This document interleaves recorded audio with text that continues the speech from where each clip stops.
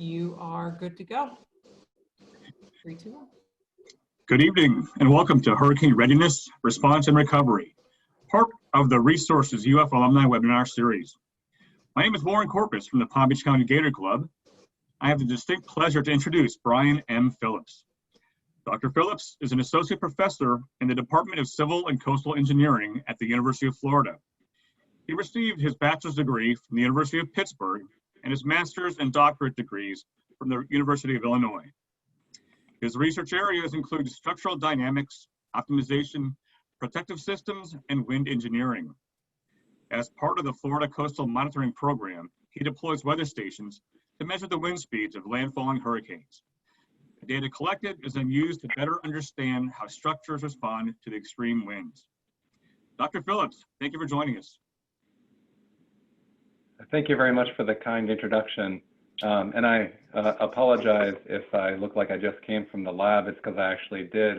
We have a tropical depression offshore that looks like it might form into a hurricane and hit in the Miami area. At least that's the current projection. So we're getting our hurricane towers ready for possible deployment. Part of my research involves setting up these towers in the path of landfalling hurricanes to better understand the wind speeds that correspond to the observed damages when we go back and do a post-disaster reconnaissance. So it's very important to understand the level of wind that caused that damage to help design improved codes and standards. So I'm joined today by an excellent panel. I'd like to go around the panel first and let everyone introduce themselves. We have, we'll start with Walter Meyer. Hello, can sound check? Can everyone hear me okay? Loud and clear. Okay, good. Seems like there's a little delay on my end, so I'll speak slower than normal. My name is Walter Meyer. I'm a professor at Parsons New School in New York City. I'm also a co-founder of LOLA, Local Office Landscape and Urban Design. And thirdly, I am the executive director of a nonprofit called the Coastal Marine Resource Center. In the capacity of the Coastal Marine Resource Center, we work on projects that don't fit the format of our for-profit firm, LOLA. These are projects that may be research-based, or they may be something that the idea is the client and not limited by budget or by time. An example of this is a project we did in Puerto Rico called Solar Libre, which provided free solar systems for 180 community centers throughout the island after Hurricane Maria.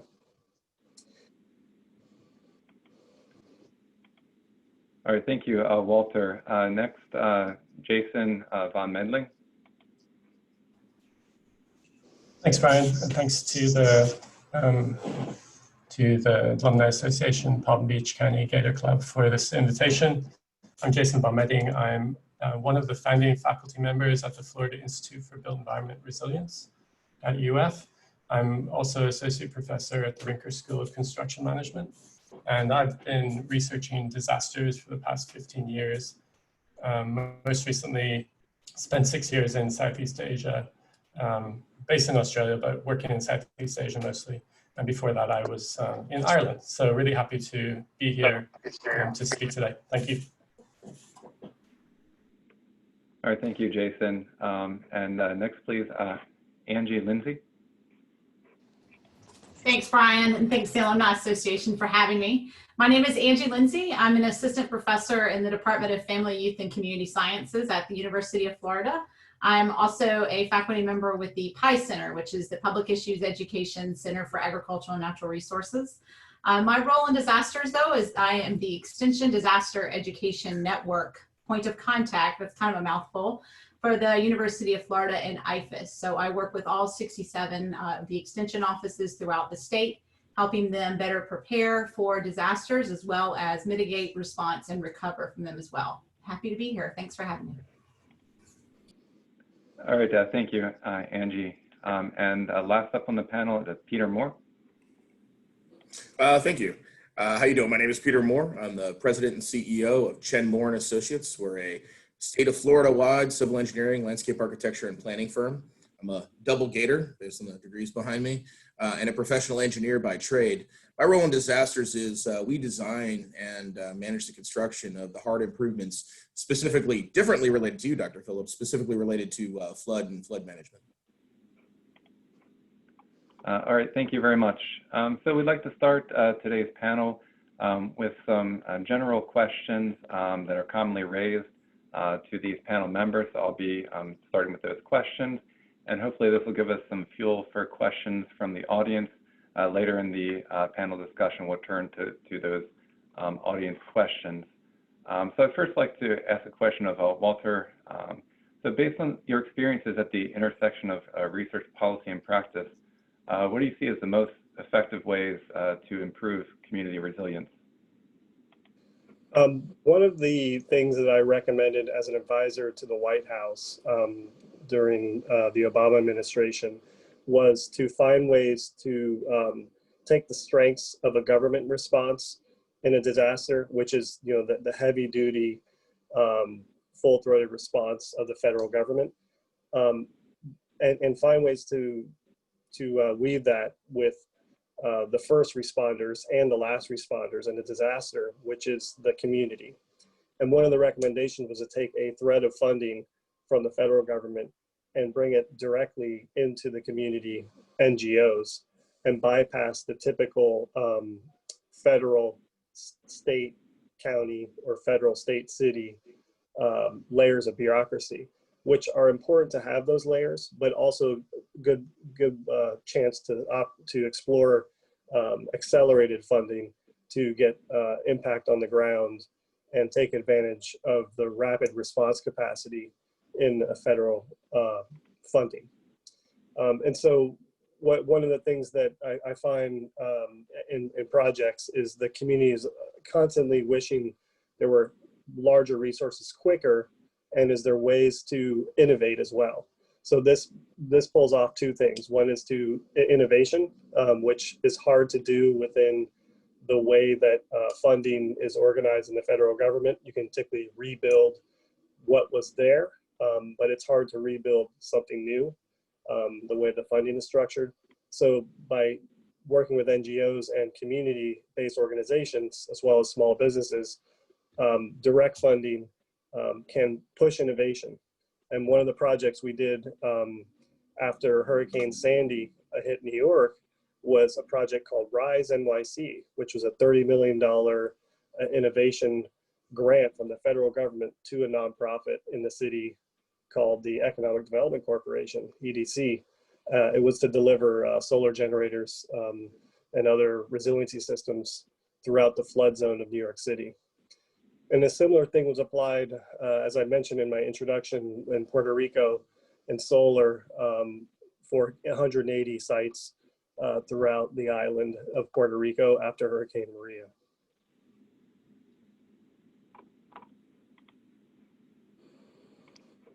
All right, thank you, Walter. So a similar question for Peter. So we see that officials, they often set bold policies, but it's difficult to get buy-in on implementation. So how can homeowners or business owners be better motivated to improve their resilience or be better prepared for a disaster? Sure. I mean, I don't think anyone's ever seen a policy save anyone from drowning in the middle of a storm. Really, the concept behind setting bold policies, setting seawalls and certain levels to certain elevations is because what we're looking for is we're looking for a continuity of progress over the years. As redevelopment happens and those type of things, I think it's really key to set a bold statement. You know, I'm a born and raised South Floridian, you know, so I'm a member of the South Florida Climate Change Compact. You know, we take some bold initiatives thinking about 40 inches of sea level rise. I don't care if you have politics about what is rising the seas are rising.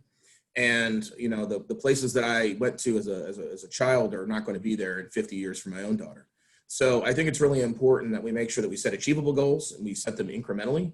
And then we also make sure that we understand that I deal in a world that has return periods. I'm worried about a 100-year storm, a 500-year storm, and we build improvements to those ends. And maybe in a 100-year storm, we're designing for 30 inches of rainfall. And if 31 inches of rainfall happen the very next day after the ribbon cutting happens, the project isn't a failure. You know, what we're doing is we're doing our best guess in order to do some really hard improvements in order to make sure that these things function as intended. All right, thank you, Peter.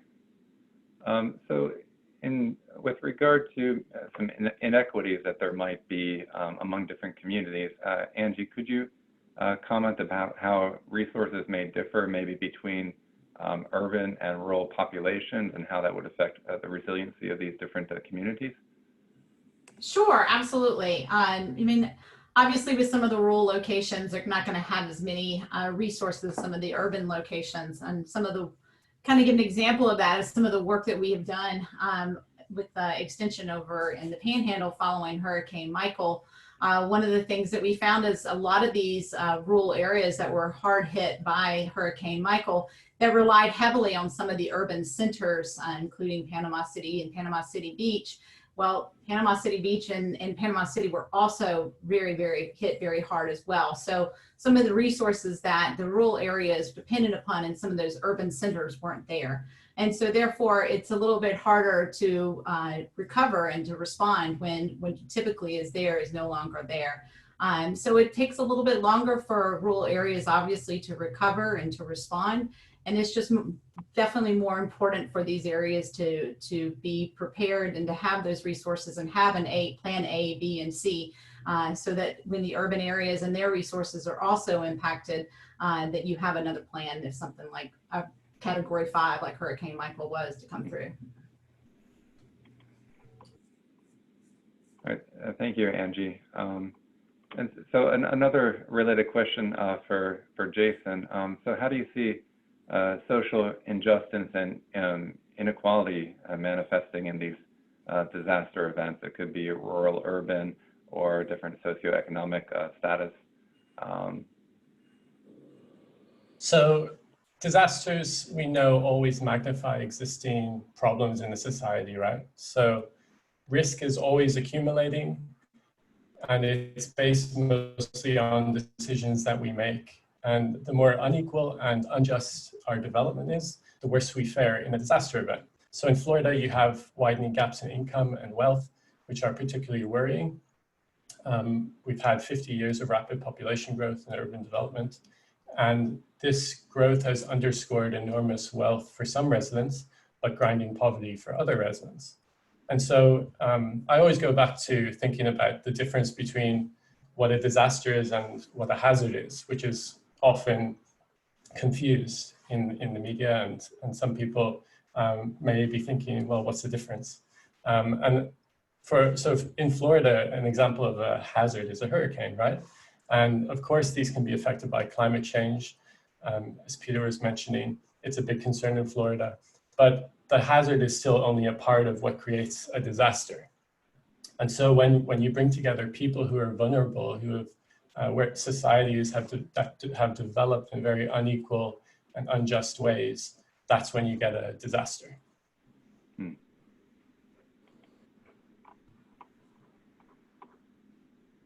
All right, and earlier I mentioned that I'm often out on the front lines when these hazards hit us. So with all the instrumentation that we try to get set up, and I talk with, along the way, I talk with homeowners about different ways that they can possibly improve their the structure of their home or to better resist hurricanes. Really, hurricanes they bring a lot of different damaging features to the home. So structures can be damaged by winds, wind-driven rain, wind-borne debris, and which includes falling trees, and also flooding. So you need to protect yourself from all these different facets, all these different things that the hurricane will throw at you. There's a few things you can do last minute if you have a hurricane barreling down at your door. One of the best things you can do is close all your doors and windows. That way you don't get a buildup of internal pressure, which can add to a suction load that you often get on the roof of your home. So if you have a buildup of pressure and the winds are rushing over the roof of your home, trying to suck the roof of your home off, then they can add to each other, and you are more likely to get the damage of your roof. You'll definitely want to remove debris from your yard, because these debris can quickly become windborne debris. And if you have the ability, put shutters on your windows just to avoid any ingress of wind or water into your home. The best thing is to be prepared with aluminum shutters, but in a pinch of plywood. You see that on many homes. That works. It's not ideal, but better than nothing. And if you have a little bit more time to prepare your home, you definitely want to keep the roof in good repair. That's how most of the one of the most vulnerable parts of your home. Wind can tear the roof of your house off if it's not in good repair, and then rain can get into the house. You want to make sure you have a sealed roof deck, so that if you do have some damage to your shingles, you end up with still a good protection against water getting into your home. And also, in general, you want to stay during the event tuned to the National Weather Service. If you can, prior to the event, take a home inventory in case things get damaged. You want to know what your insurance covers, know that your insurance numbers, who to call, and also you should consider a whole home generator in case you have to shelter in place, so that after the event passes, if you don't have power, you can still run and critical things inside your house. Great, thank you. We have a question from Facebook Live, and that is regarding the single most important thing that a homeowner can do to retrofit their home to make it more resilient to wind and/or water damage from a hurricane. Sounds like you might have addressed that, but feel free to clarify. Sure. So I would say the single most important thing is to keep your roof in good repair, because I mean, if you've driven through an area after a hurricane passes, that's the thing you'll see the most common damage will be the roof peeling up, and any small crack or hole anywhere in the facade of your house, water is going to get in, especially under wind-driven rain. So wind is going to coat your house in water more so than if you just had water flowing downward. So wind is pushing the water on the entire envelope, and then you have a pressure differential from inside and outside of the house, which is going to drive the water through your facade. So you want to make sure you have all the cracks sealed up, and the best way is to make sure you have your roof intact, and if possible, a sealed roof deck below the shingles. Another very vulnerable spot is your garage door. So if possible, have a wind-rated garage door, and if that's not possible, you can brace an existing garage door, but most garage doors out there aren't rated, and that's a big vulnerable spot on the house. Great, thank you so much. And we have one other question right now on Facebook Live, and this one's for Jason. The question is, as communities, are there ways that we can help those most at risk, under-resourced and underserved populations to be better prepared to respond to hazards to mitigate the effects of disasters? It's a great question. Thank you for whoever put that in. I think there's a lot that we can do, and the number one thing I would say is to see which organizations are working at a local level to actually fill some of the gaps that we have left or maybe even created in society, where people are put on the margins and are under-resourced and don't have access to the things that might help them to be protected when a hazard does come through. I think we see time and again in disaster that people come together and help each other. And a lot of the differences that we have in our everyday relations with each other kind of fade away, and we act, I always argue that we act naturally in a disaster because we act with solidarity, and we act pro-socially. And then we go back to competition and kind of trying to beat each other. So that's really interesting to me, and it's part of what I study. So I would say the most important thing is to get involved at a local level, find out how people are really experiencing risk every day, not only when a hazard is coming in, not only when a hurricane is coming down on them, but see how people are experiencing risk every day and ask what you can do.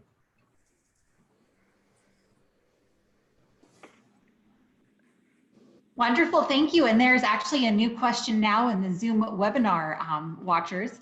And this one is from Samira. And the question is, how to go about measuring the resilience of communities to climate change in general and hurricane in particular? What are the indicators of resilience of a building and communities? And this question could be open to the group, whoever would like to jump in. Sure. From a hard standpoint, from an engineering standpoint, we work on a number of resiliency master plans, and I think a lot of the things that we look at in particular is the ability for certain, in particular, key areas, you know, the hospitals, the fire stations, the key public functions in order to be able to continue to exist. In a more simplistic way, is the way that we design stormwater. We expect the first thing to fail is anything that's not related to a road, because roads are how you get your fire and emergency services. And the last thing that we want to flood is obviously the homes. So from a resiliency standpoint, you know, we take a look at, for hurricanes in general, from my standpoint, from a flood standpoint, we take a look at the different storm surge elevations that would come into play. We take a look at different rain events. We don't have a lot of riverine basins here in Florida, but as Houston experienced with 40 inches of rain and a riverine basin with storm surge pushing up against it, the ability for floodwaters to happen, it's incredibly important to detect how the different public functions are going to happen. So from my standpoint, the first thing that I look at from a resiliency standpoint is how is the public entities, how's the governmental entities, the semi-governmental entities, how are they going to function immediately during the hazard and immediately post-hazard to avoid, as Jason would say, to avoid a disaster? This is Walter from Lola. There are some federal indicators and rating systems that a local government or a local community can manage. One is called the CRS, the Community Rating System, and it has a rate that will reduce the insurance premiums for properties after a pre-disaster mitigation project. To give you an example, FEMA has a rule for the size of a dune system. It was called the 540 rule. That is how many square feet or cubic feet of volume above the floodplain that the dune system is. And that rule 540 has been upgraded recently. But what's interesting about that rule, as one of these examples, is you can get an insurance premium reduction for the properties behind a restored dune system. Let's say Miami Beach or in Rockaway Beach in New York City. These are places that you can get a 15% reduction on hotels or houses that are behind that dune system if it's coordinated as an integrated green infrastructure. So the CRS score is always worth exploring, and if your county or city government is not engaging in managing their CRS rate, that's something that community and individuals can organize to put political pressure on the electeds to start to do that, and then start to invest in those systems to upgrade and reduce vulnerability, but also to reduce their exposure to long-term carrying costs on their properties vis-a-vis insurance premiums and other risk products. If I may, I agree with Walter. Absolutely, the CRS program is a fantastic program, but the interesting thing is those rate reductions mostly apply only to special flood hazard areas. So if you're not within a special flood hazard area, the implications of CRS aren't as great. So when you try to make a business case to a municipality, I've served as the floodplain manager for several cities in my life. When you try to make a business case to say, here's why you should invest $10 million in order to make your CRS rating better, If the number of properties in the special flood hazard area aren't as high, then it sometimes becomes difficult. I think a lot of these things come down to a business case. I mean, I think you need to be able to understand, the insurability of things. You need to understand the ability to provide financing for development. You need to be able to provide insurance for buildings. You need to make sure that all these hard investments that people have made, if you own $1 billion in real estate, you're willing to spend a certain amount of money in order to protect that. And there's green bonds, and there's blue bonds that are coming out that are trying to build on this resiliency market. And I think the changes in finance are actually incredibly interesting when it comes to the resiliency market. Thank you, Peter. And the next question's from Facebook Live. It's from Walter. And can you describe your Miracle Mile project and the impact it has had on the areas around it? Yeah, if the New York Times had an article about the Miracle Mile project. If you Google our firm local office landscape and urban design in NYT and Miracle Mile, it will pop up. And it's an important project because when you build resiliency projects and then measure their impacts on society, as Peter mentioned, making the business case is not always about projections, but actually measured impacts. And the New Yorker magazine also had an interview with a business owner on Miracle Mile. Miracle Mile is in Coral Gables in South Florida. And it historically was a street that used to flood weekly with summer rains. And our intervention looked to use the fairly small budget of $20-something million for the project to introduce blue infrastructure layers of using porous paving and networking street trees so they're connected to each other to absorb more stormwater than a normal street tree. And what we were able to project before the project was built is that we can manage a couple more inches of rain at that surface level before it gets into the pipes, and it has to be managed in the subsurface level. And what was great is that project opened up right before Hurricane Irma. So a month after construction finished and the project opened up, Hurricane Irma hits. And some of the heaviest rains ever measured in the neighborhood fell on Miracle Mile. And the shop owners were able to open the next business day without any impact. And the reason the New Yorker interviewed one shop owner is she owned multiple shops around Miami. All of the other shops that she owned took her several months to rebuild. Some of them did not have insurance coverage. So because that one shop was able to stay open on Miracle Mile, she's able to use the profits from that shop to help rebuild the rest of her other shops that were fronting on conventional streets that had catastrophic flooding. Thank you, Walter. The next question from Facebook Live is for Angie. And the question is, what are the most important resources for communities to access to begin the recovery process? What information should people gather in advance of a storm to be best prepared to access those resources? That's a great question, and there's a lot of great resources out there.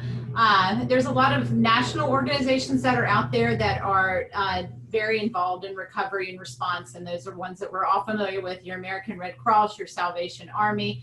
But there's also a lot of local organizations that are involved in recovery and response as well that are excellent in helping folks out.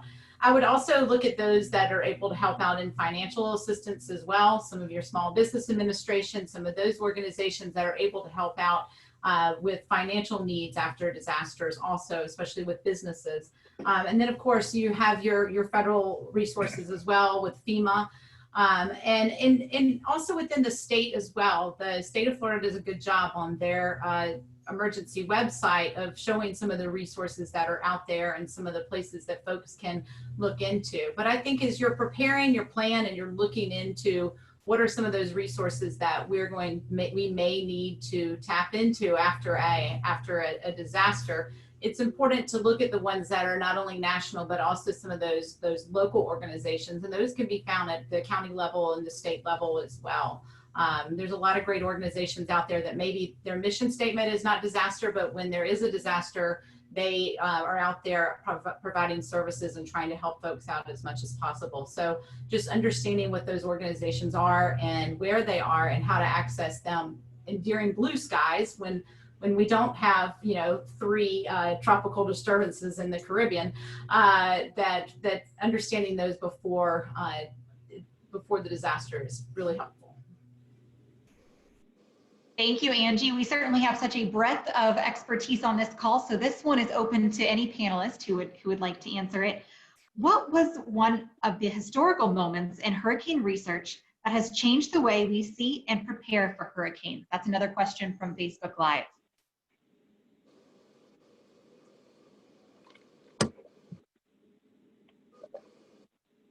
Well, I'll jump in here if that's okay. I would say for a lot of disaster researchers, it's Hurricane Katrina. And that event certainly had a lot of coverage. In the time since then, there has been an enormous amount of research that has been done. And I think it's one of the first times when a large group of scientists really started getting at some of the systemic problems in society that lead to differential disaster impacts. And so in Katrina, we had really significant data emerging that showed the impact of racial discrimination and the way that manifested into impacts after Katrina and in the time since through rebuilding and recovery as well. And I think the problem that we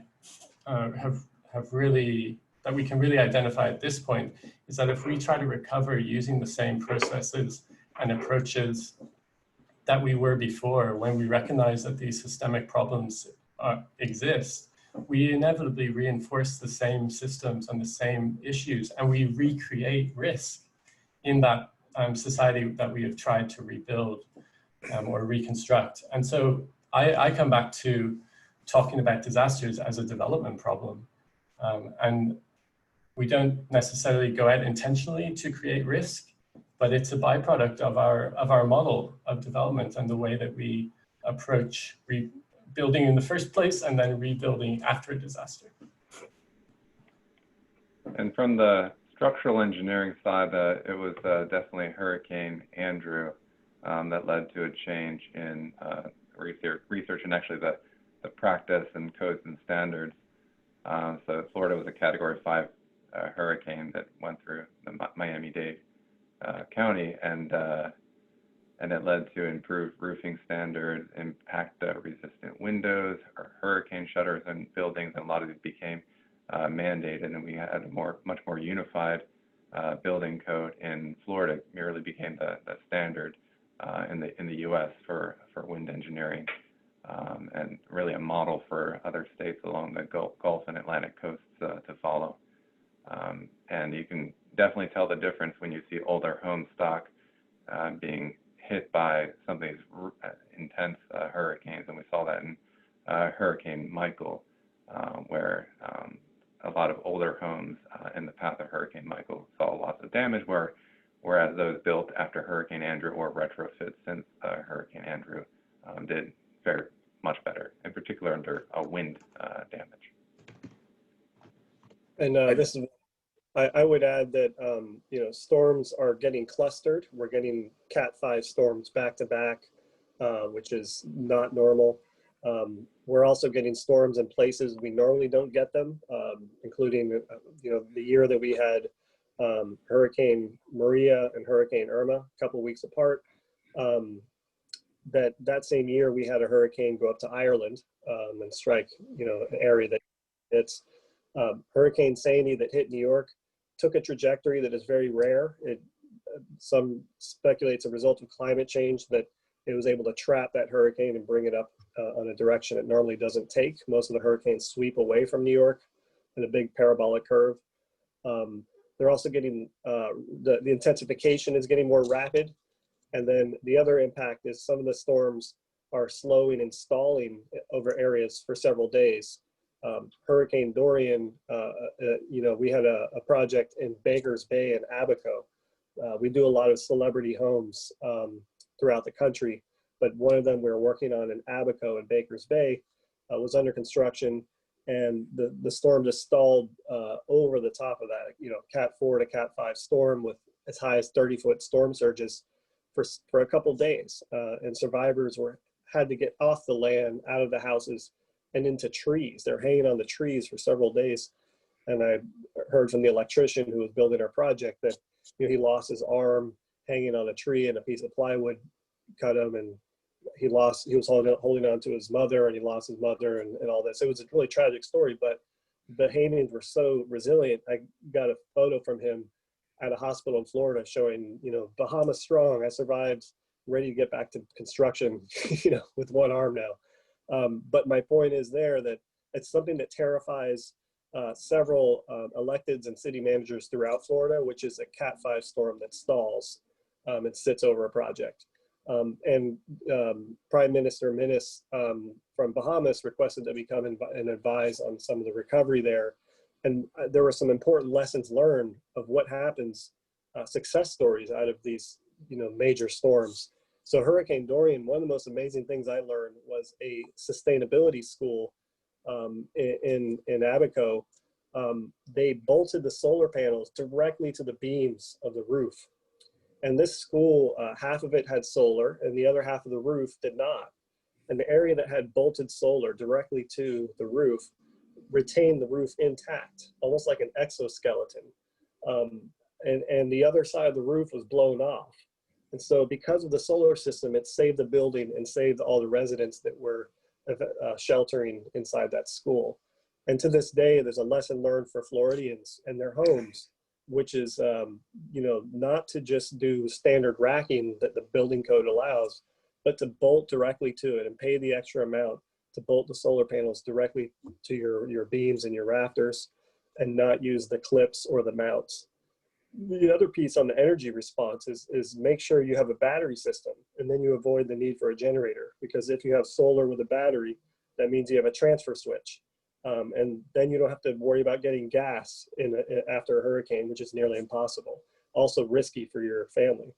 So for folks getting solar, or folks want to upgrade their solar, get a battery system of some kind. And that would mean that you can work off grid, because a lot of people don't know that they buy solar and it does not work when the grid goes down. And that's by design, because of the laws, for not backfeeding the meter. And I know we're a pretty Florida heavy discussion here, but I do have to say Hurricane Harvey taught a lot of lessons over in Texas. Not only for the intensity and duration of the storm, again, that was another storm that sat there. What that did is that had the National Weather Service change the amount of colors necessary in order for the accumulation of rain. In a really interesting way, they only used to have one color over 30 inches, and now they have multiple colors over that. So talk about a game changer when it comes to that. Most of the weather maps and intensity curves that engineers use come from a 1968 study done by the National Weather Service. And so it's really interesting to see, we call, hey, 100-year storm, which is a 1% chance in general of every year of coming. We get 7 or 8 of them, in a 5-year period. So right now we need to really take a look at the intensity of what's going on. We serve as the stormwater master planners for a local international airport. And they only had a 7-inch rainfall, which in some places in the country is a big deal, but in Florida, in South Florida in particular, it's not. But they had 5 inches in 1 hour. And the entire international airport got knocked out because of 5 inches in 1 hour, which is almost unheard of in not a hurricane event. The other thing that happened in Texas to me that I think is really important is the public works director is a good friend of mine. She and the mayor showed incredible leadership by passing what's called the Freeboard Ordinance.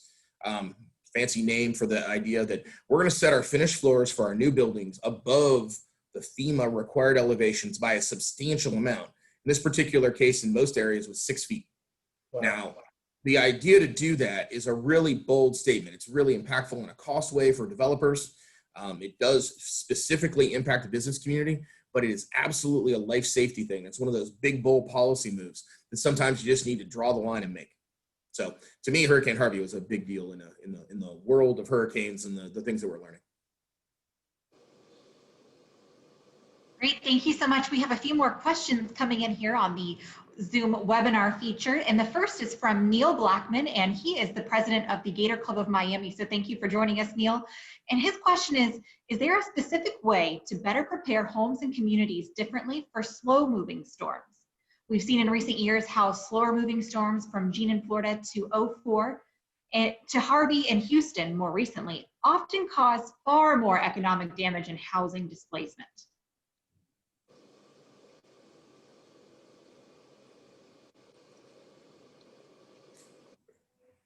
I mean, I'll just jump back in because Harvey was mentioned. I think that the Freeboard Ordinance that they made in the city of Houston, and Houston is a notoriously poorly developed city, and I only say that from a land planning standpoint. They didn't have a huge comprehensive plan when it came to that.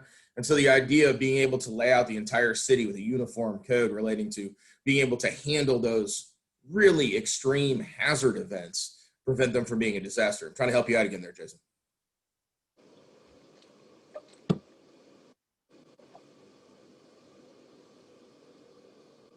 Great, thank you.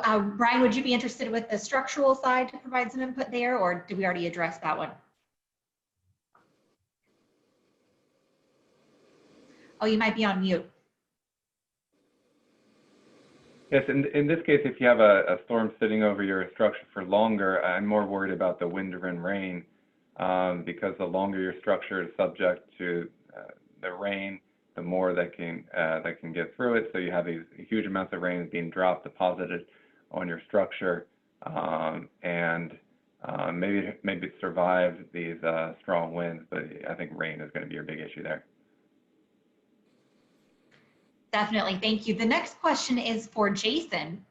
And with the University of Florida's new AI initiative, how do you see researchers using this to advance and respond to those types of disaster and recovering situations? Thanks for this question. I think it's really exciting, this new partnership and investment in AI at the University of Florida. And I see specific opportunities in this space for things like damage assessment, the ability to monitor massive amounts of data and social media activity and analyze in real time. For disaster relief and recovery, the opportunities for further efficiency and indeed targeting of resources, and coming back to what I was mentioning earlier, the importance of understanding how what are the characteristics of communities that put them at risk. And I think there's a lot of opportunities for this kind of technology to help us to integrate data on vulnerability better into our models and into our tools to allow us to make decisions quickly. But the big thing for me is, are these tools that we develop going to be built on foundations of justice and equity? And that will determine the results when we implement those technologies. Definitely, great points. Thank you. And we're also really looking forward to the advances in AI and advanced computation from being able to simulate the wind field and its impact on structures, because we're still relying on collecting data in the field. It's very hard to do. And then we try to simulate the effects of these winds on structures in the boundary layer in a wind tunnel. So these are expensive tests, difficult to run. And if we can improve our ability to model these complex flows around these very unaerodynamic structures, we need a lot of computational power. And advances in computation and AI are really going to help us drive our simulation abilities. And with better ability to simulate these damaging winds and their effects, we can further improve our codes and standards. And Alexa, I'll also mention that in doing assessments after Hurricane Michael, of course, we weren't able to get access to a couple of those places, especially some tomato farms, et cetera, with some of our extension. And so drones were actually used to do those assessments. And the Ag and Biological Engineering Department helped with that. And it was number one, it was really cool. And number two, it was the first time to actually see, you know, what this could possibly look like in the future of using some of these. And like Jason said, some real-time assessments instead of having to wait to get assessments because of blocked roads or whatever. Yes, great point, Angie. And while we have you, we have a question open to anyone, but I thought of you first. What are, and this question is from Elisa, thank you. What are the top social infrastructures that aid in natural disaster recovery, specifically for socially vulnerable communities? And for those same communities when coastal, what are the most important actions, factors in preparing for sea level rise? So we actually studied social vulnerability after the Deepwater Horizon oil spill in the Florida Panhandle and some of the communities around that area. And one of the things, and we actually used the social vulnerability index to address that. And one of the things that we found, we actually did a social network analysis to look at where the networks were in these communities and how these communities were actually connected with each other. And what we found are those communities, and especially in these rural communities, that were very connected within themselves. And so if you actually see a social network analysis plot, I mean, it's a very tight, looks like, you know, very tight little dots. Everybody was connected with each other. And you can imagine that in a rural community, that everybody knows everything that's going on and what's happening.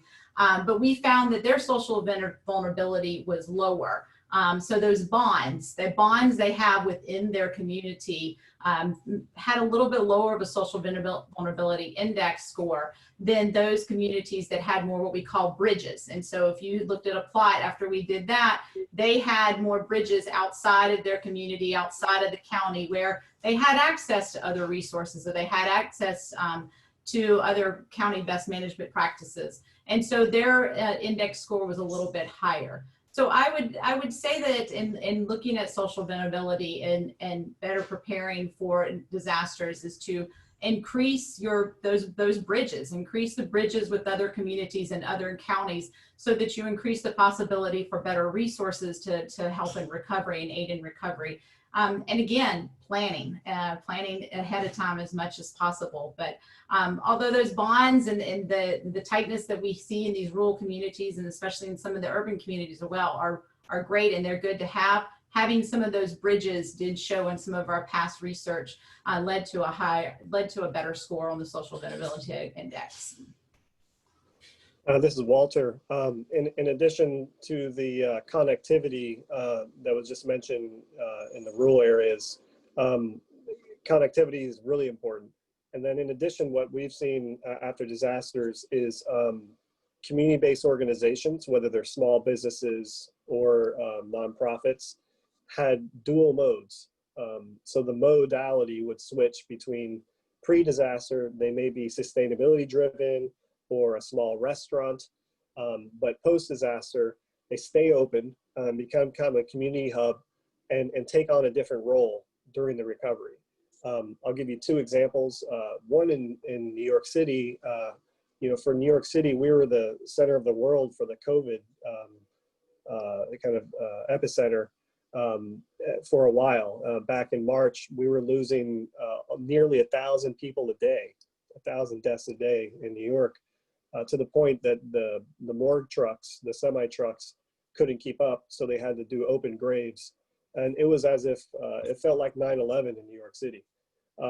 And what happened there is the hospital workers were overwhelmed, didn't have time to even eat or be with their families. And it's a quite different experience than the rest of the country in New York City, in that the businesses were able, even though they couldn't stay open in a conventional way, a lot of the restaurants converted to feeding hospital workers. And when the PPP loans came through, they used the funding to pay their employees to stay busy, making food and delivering for free. And then the community would start to donate funding to them. But the restaurants and the hospital workers became a really key part to New York City's survival of the peak of COVID at near 900 deaths a day. And that's one example how a community of small restaurants self-organize you know, to help New York recover. The second example is what in San Juan, Puerto Rico, there's a project called Centro Mom. It's a doula center, a birthing center for women. that day to day is a sustainability driven center, you know, for birthing for women. But after the hurricane, it became a hub for recovery. And then yet again, after the earthquakes, they were taking, you know, pregnant mothers from the south shore of the island where the earthquakes were hitting and bringing them to the north shore, to this hub to live and to, you know, have their children successfully born. And this was one of the facilities that our group Solar Libre solarized. And because of the solar system, they were able to stay open through these multiple disasters that have been happening. And now with COVID, a third disturbance that is impacting them. But there's that intersection between seeing energy as a human right in communities of color, whether it's New York City and the areas that I'm referring to are 70% Black, or places like Puerto Rico. Thank you, Walter. And we have another question in the Q&A here from Sydney. And Sydney is the president-elect of the Palm Beach County Gator Club. So thank you, Sydney. And her question is, do you think that the response time after a natural disaster will be impacted across all communities due to COVID-19? And this question's open to anyone. Okay, I'll start. So I've been on a lot of calls with FEMA. I've been on a lot of calls with the state, with the Florida Department of Ag and Consumer Sciences, or Consumer Services, excuse me. And they are working really hard to make sure that everybody is safe, so that you know, when you're managing a hurricane or you're managing another hazard with a disaster or with a hazard already, such as COVID-19, it's co-response. And so I will say that some of the calls that I have been on, which are a lot of FEMA webinars, a lot of the state webinars, they have this in mind. And so they are working really hard and trying to plan as much as possible so that they are incorporating making sure that everybody is safe with COVID-19, but still keeping that disaster management plan top of mind and ensuring our safety. So it is my hope, and I know it's theirs as well, that by doing a lot of planning now, that when the time comes that we do have to respond during COVID-19, that a lot of the protocols are already going to be in place from the planning that they have done in order to respond as quickly as possible. And this is just what I've heard on some of the webinars I've been on since the start of hurricane season. I could add to that. What we have, unfortunately, is kind of a contradiction of how to mitigate risk between a hurricane and a pandemic, right? In a pandemic, you're trying to keep people apart, and in a hurricane, you're asking them to evacuate and be in a place with lots of other people. So we've already seen in other parts of the world, since March, in May, there was a big cyclone in the Bay of Bengal.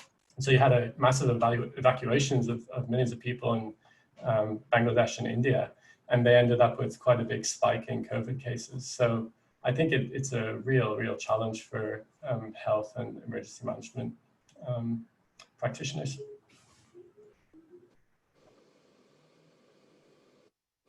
Great, thank you, Jason. There's another question on Facebook Live, and that's, can you discuss the connection between human mobility data points and hurricane recovery efforts?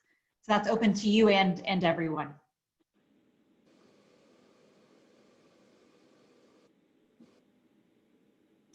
Well, in terms of mobility, I think it's it's evidenced by the data that not everybody has the same opportunities for mobility, and because of injustices in society, lack of access to resources, you have some people who are less likely to evacuate. Some of it can be culturally informed as well. Having worked in Southeast Asia, there's a lot of people that they are living on the edge every day, and the possibility of a hurricane coming through is not for them a big enough risk to kind of move, because they have other things to worry about. So I think it is about understanding that not everybody's in the same position. Because you give an evacuation order doesn't mean that it is going to be received in the same way by every person, right? And then, of course, if we're talking migration in more general terms, and like, why do people live in a certain place? Why don't they just move away? I think, again, it comes, for me, back to historical reasons why they are in that place. And it's not always by choice. There's a lot of communities that live in a very exposed place because of social and political and cultural factors, and not always by choice. And so I did some work with 𝗍𝗿𝗀𝗻𝗀 over in engineering, and we wrote an article after Dorian that some of you might be interested in the conversation, looking at the historical root causes of risk and why people in the Bahamas lived in some of these areas that were so prone. And it's not as simple as you might think, right?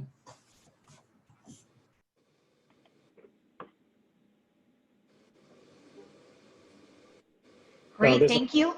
Oh, go ahead, Walter. I was just going to add, you know, a New York specific story is that a lot of the folks that couldn't evacuate in New York City from Hurricane Superstorm Sandy, you know, they just didn't have automobiles. They couldn't afford automobiles. So they had to, you know, they had to shelter in place, which is tough to do with dense urban buildings. And that's something that needs to be addressed. You know, the mayor's office tried to bring buses in and move people, and there just wasn't enough time because of the severity of the storm. While the trajectory could be forecasted, the severity of the flood event is not what they expected. And it was kind of too late to move buses. And it was on the heels of Hurricane Irene, the year or two before, that was a big scare, but nothing happened. So everyone assumed they can stay close. And that's another result of climate change, where you're getting clusters of storm up against each other. You start getting a little bit of paralysis in the community. And there's not a lot of information. Not only is the mobility an issue, but the digital divide. You know, not everyone has an expensive iPhone that can communicate. There's truly a digital divide that is an environmental justice issue that is tough to overcome in a lot of these working communities. Great, thank you, Walter. And we'll wrap up with our final question here, and it comes on the Zoom Q&A, and that is from an anonymous attendee too. With the high possibility of dangerous hurricanes in regions like Miami and Puerto Rico, why do the builders try to build wooden and not resistant construction again and again every year? And that question could be open to everyone. Well, I can speak to, you know, following the money. It's becoming harder and harder to get mortgages on wooden buildings in some of these places. Even in Puerto Rico, you currently can't get a mortgage on a wooden building. You have to buy it cash. And it's harder and harder to get insurance on these types of buildings. So, you know, capitalism is kind of one way of pressuring that. The other issue is enforcement. In dense places like Puerto Rico, and even in New York City with single family homes, there's just not enough enforcement. There's not enough, I think in all of Puerto Rico, you have, before Maria, I think there was a handful of building code enforcers for the whole island. And the other part is, Puerto Rico's like New York in that borough by borough of New York, not just New York City, but Queens and Brooklyn have, you know, different ways that building codes are enforced. Same thing with New York, with Puerto Rico. Puerto Rico has over 70 municipalities that operate like their own city states. So there's no central management of building infrastructure and code enforcement. What's good is things are changing. In Puerto Rico, they're aggregating, instead of over 70 municipalities, they're aggregating into you know, a series of administrative overlays that cluster the buildings department. But it was even hard to do reconstruction with federal funds when you had to go through over 70 different building departments in municipalities within Puerto Rico to give you that challenge. I think there's a structural issue that the structural engineer on the call could probably address. You know, concrete makes a lot of sense, and then you get earthquakes, and you know, concrete crumbles a little more than wood, but it depends on the disaster. But there's new technologies that are very exciting, which include heavy timber construction, cross-laminated timber, which is happening more in the northern parts of the US, but are migrating down slowly into some of the temperate and tropical environments, such as Texas and eventually Florida. Right, and the important thing to remember is regardless of the construction materials that you still, if you're in an area where you have code enforced, you still have to build to code. So whether it's made from wood or concrete, and in areas like Florida where you maybe don't have the strongest foundation, if you had a CMU wall, you might be more susceptible to cracks, which can lead to water ingress. So there are other issues besides just the structural. But one of the weakest parts of a structure is the wall to roof connection, and whether or not you have a wooden or a CMU wall, you still have to do that roof to wall connection. And since Hurricane Andrew, there are many improved ways to do this. Instead of just nails, you can use hurricane straps or ties to pull down and keep your roof from flying off, keep it rigidly attached to your wall, and that's one of the reasons that wood construction still continues to be popular. All of these improvements since Hurricane Andrew are now being enforced. So it's still a very valid construction method. All right, so I think, sorry, Brian, if I could just add one thing on that that I think is relevant, is that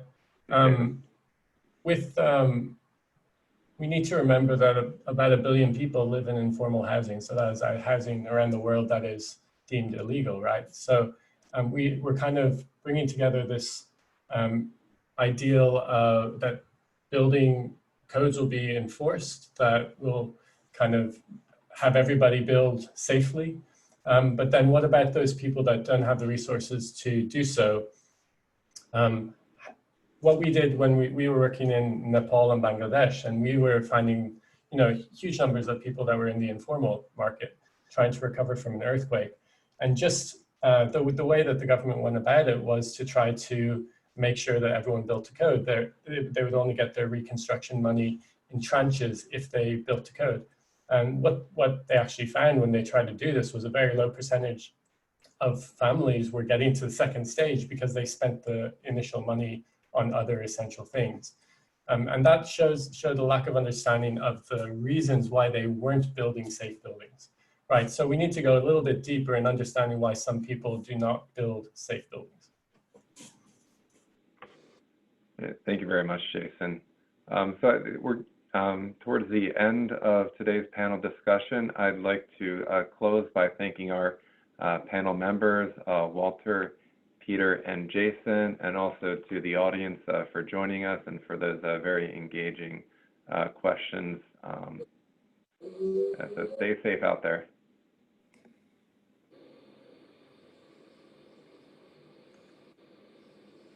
Thanks, everyone. Thanks, Brian.